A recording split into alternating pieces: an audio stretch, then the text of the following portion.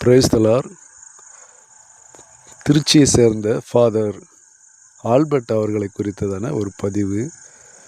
என்ன அப்படின்னு சொல்லி பார்த்தோம்னா, சமீபத்தில் அவருடைய ஒரு வீடியோவை கேட்டேன். அவருடைய செய்தி சபையில் சர்ச்சில் கொடுக்குற அந்த செய்தியை கேட்கும்போது அவர் ஒரு விஷயத்தை சொல்லியிருந்தார். நான் என்னை ஒரு பெரிய வேத பண்டிதராக தூக்கி நிறுத்தவில்லை. சபைக்கு வருகிறவர்கள் ஆண்டவருடைய பிள்ளைகளுக்கு, சிறு பிள்ளைகள் முதற்கொண்டு பெரியவர்கள் வர படிக்காதவங்க எல்லாருக்கும் புரிய வைக்கணும். அதுதான் தேவனுடைய செய்தியை அவங்களுக்கு எப்படியாவது புரிய வைக்கணும் அப்படின்ற நோக்கத்தில் தான் நான் செய்தி கொடுக்குறேன் அப்படின்னு சொல்லியிருந்தார்.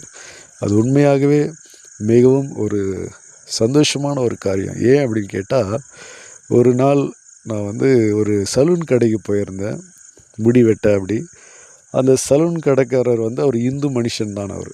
ஆனால் அவர் சொல்லுகிறாரு, இவருடைய செய்தி அவர் ரொம்ப விரும்பி கேட்பேன் அப்படின்னு சொல்லி. உண்மையாகவே எங்கேயோ இருக்கிற இது நான் சொல்கிற செய்தி விழுப்புரத்தில் நடந்தது. இந்த அவருடைய செய்தியை கிறிஸ்தவங்க மாத்திரமல்ல, நிறைய இந்துக்களும் நிறைய பெந்தகோஸ்தே பாஸ்டர்களும் கேட்குறாங்க. இந்த பதிவை போடுகிற நானும் கூட ஒரு பெந்தகோஸ்தே பாஸ்டர் தான்.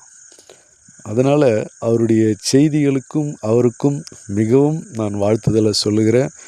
அவருடைய செய்தி அநேகருக்கு அது போய் சேர்கிறது, அநேகர் அதை விரும்பி கேட்குறாங்க. இது வரைக்கும் ஆர்சி ஃபாதருடைய செய்தியை அதிகமாக கேட்க யாரும் அதிகமாக விரும்ப மாட்டாங்க. ஆனால் இப்போது அவருடைய செய்தி எல்லாருமே கேட்க ஆரம்பிச்சிட்டாங்க. ஏன்னா அந்தளவுக்கு அவருடைய செய்தி வேத வசனத்தின்படியும் தேவனுக்கு ஏற்றபடியாகவும் எல்லாரும் புரிந்து கொள்ளவும், சிறு பிள்ளைகள் முதற்கொண்டு அதை உணர்ந்து கொள்ளும் அப்படிப்பட்டதான ஒரு செய்தியை தான் அவர் அழகாக பேசுகிறாரு.